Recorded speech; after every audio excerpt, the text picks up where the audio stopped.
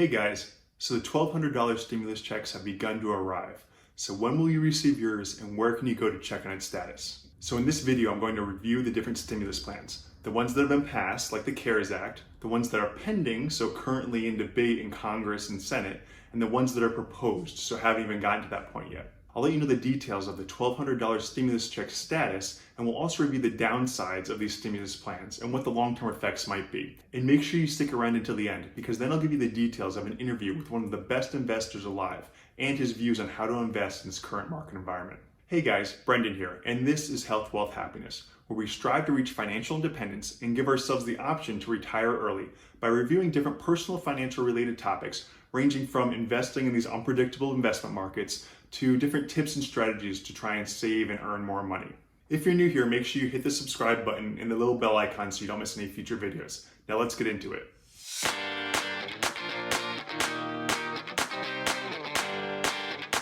Let's first start with the CARES Act. As many of you probably remember, this was the $2 trillion stimulus plan that was passed a few weeks ago.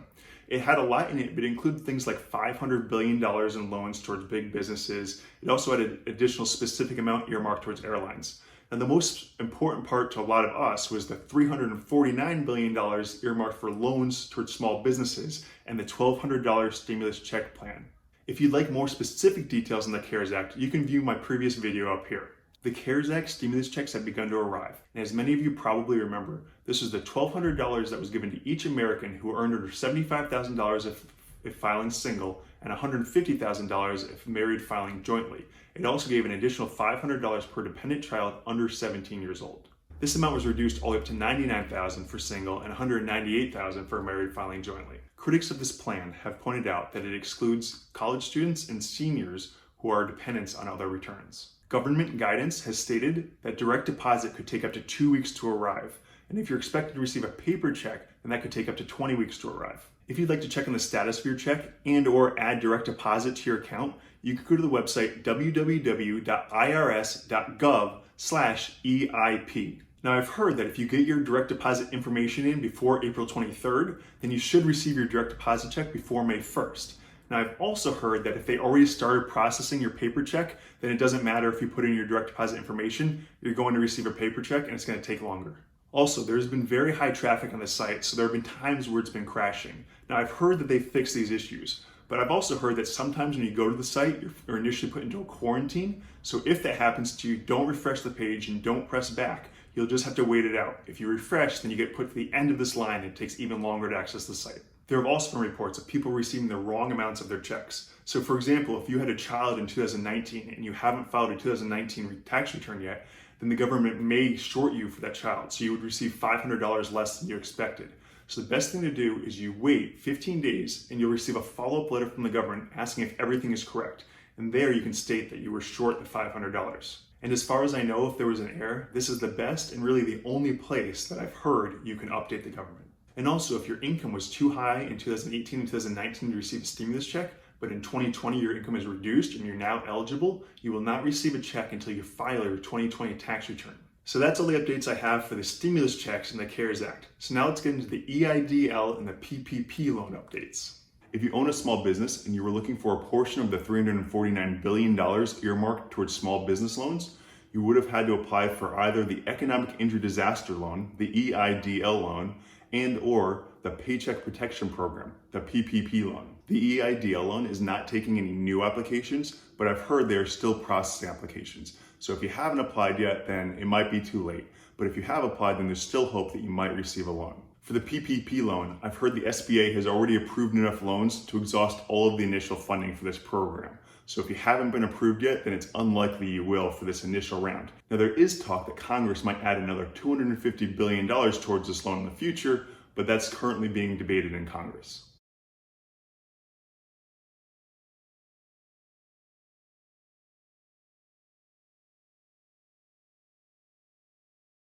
The CARES Act took about 3 weeks to pass, which is extremely quick and very unusual, but because there was a strong need, it was pushed through so quickly. So hopefully we'll see a similar scenario with this. Now my last update is on a potential new bill. This is the newly proposed Emergency Money for the People Act. Now you may have heard of it, but this is a way to include a lot of the people who were excluded in the initial CARES Act. people like college students and elderly who are dependent on those returns. Some of the initial details for this proposed plan are that every American that was over age 16 on January 1st, 2020 will receive $2,000 per month for at least 6 months if they earned less than $130,000 or $260,000 for married couples. They'd also receive $500 per child up to 3 children, so a maximum of $1,500 additional dollars. And this benefit will be reduced by $50 per month for every $1,000 you make above the $130 if you're single or $260 for married filing jointly. So doing some quick math, you can carry the forward. So if you make $170,000 or more as single or $340,000 as a couple, then you won't receive any benefit. We are being told that these benefits would not be taxable, and they would also not be included in the calculations for any income-restricted government assistance programs. The initial proposal has these benefits going for 6 months, and it can be extended for an additional 6 months if unemployment numbers haven't recovered past a certain point. I don't know exactly what that point is, but we'll see. Now, I personally think it's very unlikely that this bill will pass as it stands. A quick estimate shows that at least 200 million people will be eligible for these monthly checks. At $2,000 per check per month, that's $400 billion a month to support this. Over 6 months, that's over $2.4 trillion. Let's quickly review the government steps in passing a bill so we can see how likely it is that this bill might be passed. So first, a bill is proposed and then it goes to the House of Representatives, where they debate and decide on different little changes and things within the bill. After they come to somewhat of a consensus, they vote in the bill. And if at least half of the congressmen and women that vote approve it, then it goes to the Senate. The Senate does a very similar thing. They review it and they debate and make little changes, and then again, they vote on it. And if 50% of the Senate votes for it, then it goes to the president. The president at that point can choose to either sign the bill, at which point it's passed, it goes into effect, or he can choose to veto the bill, at which point it goes back to the Senate. And then the Senate can do another round of changes and debates, and then they vote again. And if 2/3 of them vote for this bill, then they overrule the president and the bill is passed. Now, it's important to note that House Democrats Ro Khanna and Tim Ryan initially introduced this bill. And as a reminder, Democrats currently hold the majority of the House, and Republicans currently hold majority of the Senate. So I would expect that it's more likely for this bill to pass the House and then maybe get held up in the Senate. I do believe that additional stimulus is coming. First, in additional money for small business loans, and then in some sort of checks to the American people. But I don't believe that this bill will pass as it currently stands. On this channel, I try and stay nonpartisan and just give you the facts and tell you what I believe will happen. I think there will be some sort of compromise in this bill. Maybe lowering the income threshold so it excludes more of the high income earners, or reducing the amount of checks that people receive. But I think something will get passed. So that's my review of the stimulus plans. What's currently in effect, the CARES Act, what's currently being debated, the small business loans, and then new proposals for the future. And all of these stimulus bailouts may seem great, particularly if you're one of the people receiving the checks. But how does the government actually pay for all of these plans? And with more plans on the horizon and more money being earmarked towards different areas, how do they plan on paying for it in the future, and what are the long-term effects? So long story short, the government just essentially creates this money out of thin air. But how is that possible, and what really does that mean? And this is where the idea of printing money comes into effect. But what does printing money really mean? It's not a guy just sitting at a printing press creating new dollar bills and $100 bills. So what does it exactly mean? So the term printing money is generally used when the Federal Reserve buys U.S. Treasuries from its member banks and replaces them with credit. When the Fed buys government securities from its members' banks, it simply adds credit to the bank's reserves. Now, this isn't really cash, but really it's treated the same way and has the same effect.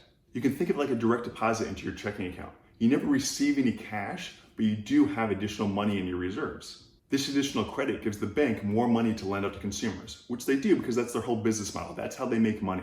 And as America's central bank, the Fed has this unique ability to create money, and it does this through credits, and it's basically coming out of thin air. So printing money is the Fed's solution to try and spur investing, borrowing, and economic growth. And those three things are thought to help end a recession. So another way to think about this is for the government to get that money to the businesses, the households, the hospitals, and the local governments that need it. They're essentially selling IOUs to investors in the Treasury bond market. And while the Treasury is selling trillions of dollars of these IOUs, the Fed is buying up a roughly similar amount from the Treasury market.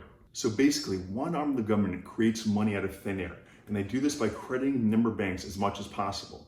Then they lend that money to another arm of the government, which then gives or lends it to local governments, households, businesses, and hospitals. So this begs the question, if the government could create money so easily, why doesn't it do it all the time? A major source of debate in government is how to pay for different government-funded programs. The simple answer is, if the government printed too much money, it wouldn't take long for the price of everything to rise sharply. Our currency markets would fall and other governments wouldn't want to sell us goods anymore. Also, investors wouldn't want to buy our bonds. So basically, this is the effect of inflation. And to explain this, let's use an analogy. As a simple example, assume an economy produces 1 million books and they are currently valued at $10 each. So at this time, the total money supply in this simple economy is $10 million. If the government doubled the money supply, we would still have 1 million books, but people have more money.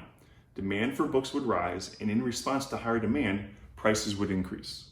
So rather than each book being worth $10, they would be worth $20. So even though there is more money available, the same proportion of that money still buys the same amount of goods. Simple economics states that as supply increases, demand decreases, and vice versa. So if we increase the supply of US dollars, then demand for them goes down and they become less valuable. So essentially each dollar buys less than it did the day before. America's increasing money supply is a major concern for many investors. This chart shows the money supply spanning from January 2004 to January 2014. And as you can see, it's increasing rapidly. As of January of 2020, the US money supply stands at about $15.3 trillion. And everything I just said is actually a very simplified view on inflation. There's a lot more that goes into it besides just simple supply and demand. For example, right now, we're actually in a deflationary period, even though we've been printing so much money. And this is because really two things. It's partly because of falling oil prices, and it's also partly because of the high unemployment rate. As unemployment goes up, the price of labor comes down, which then reduces the price of goods. Now, this won't last forever. As unemployment decreases, the exact opposite happens. The price of labor goes up, the price of goods goes up, and then I think we'll see more of this effect of all the printing of money we're doing during this period. Now, the problem with high inflation is that it creates a lot of uncertainty. Periods of high inflation discourage firms from investing, which can lead to lower economic growth. High inflation will make it more difficult for the government to sell bonds and finance its national debt. Investors like investing in US Treasury bills because they're considered very safe investments, but this assumes that inflation will be low. If inflation goes higher, then the value of the bonds will decrease and people won't want to hold on to them because the value is falling. In this scenario, the only way for the government to continue to finance its national debt is to pay higher interest rates for its bonds, which will cost the government more money. We can look to Germany in the 1920s as an example of what happens when the government prints too much money and hyperinflation takes over. Inflation was so bad in Germany in the 1920s that the German mark became essentially useless. It was used as wallpaper and to fly kites. And even if you wanted to use it to buy a good, you needed so much of it that often people had walk around with wheelbarrows full of money just to buy simple, inexpensive goods. And there's even stories of people stealing the wheelbarrow, but leaving the money behind because the wheelbarrow was worth well more than the money inside of it. So how did Germany get to this point? Well, to meet the Allied reparations in 1922, Germany just resorted to printing money. This caused hyperinflation, which in turn caused the German mark to plummet in value. This chart shows the comparison of the value of the German mark to the US dollar from 1922 to 1923, so really only 1 year time frame. And as you can see, hyperinflation caused it to become almost worthless. As promised in the beginning of my video, I'd like to leave you with the thoughts of Charlie Munger. Mr. Munger is the vice president of Berkshire Hathaway and longtime business partner of Warren Buffett. He is one of the best and most successful investors alive today. And in a recent Wall Street Journal article, he spoke about the current state of the economy and his thoughts on the pandemic and how to invest. He said, "Nobody in America has ever seen anything like this. This thing is different. Everybody talks as if they know what's going to happen, and nobody knows what's going to happen. We're having a recession. The only question is how big it's going to be and how long it's going to last. I think we do know that this will pass, but how much damage and how much recession and how long it will last, nobody knows. I don't think we'll have a long-lasting Great Depression. I think government will be so active that we won't have one like that, but we may have a different kind of a mess. All this printing money may start bothering us. I don't think we know exactly what the macroeconomic consequences are going to be. I do think sooner or later we'll have an economy back, which will be a moderate economy. It's quite possible that never again, not again in a long time, will we have a level of employment like we just lost. We may never get that back for all practical purposes. I don't know. As with most things having to do with investing and government, no one really knows what's going to happen. And I thought it was particularly interesting that Mr. Munger mentioned the effect of printing all this money and the macroeconomic effects it might have, or may not. We really don't know. When it comes to investing, it's prudent to take a long-term approach and not try to time the markets. By their own admission, Warren Buffett and Charlie Munger got rich by majority of the time sitting in their butts and doing nothing. And then when they saw bargains in the market, aggressively investing in them. And we can learn from this. We don't need to be over-eager to invest, but when we see quality businesses available for bargain prices, you have to invest aggressively. So what are your thoughts on the government printing money with the hopes of boosting the economy? Are you concerned about the increasing levels of our money supply? Let me know in the comments below. Also, if you like this video, please hit the like button and subscribe, and don't forget to hit the little bell icon so you don't miss any future videos. Have a nice week. Bye.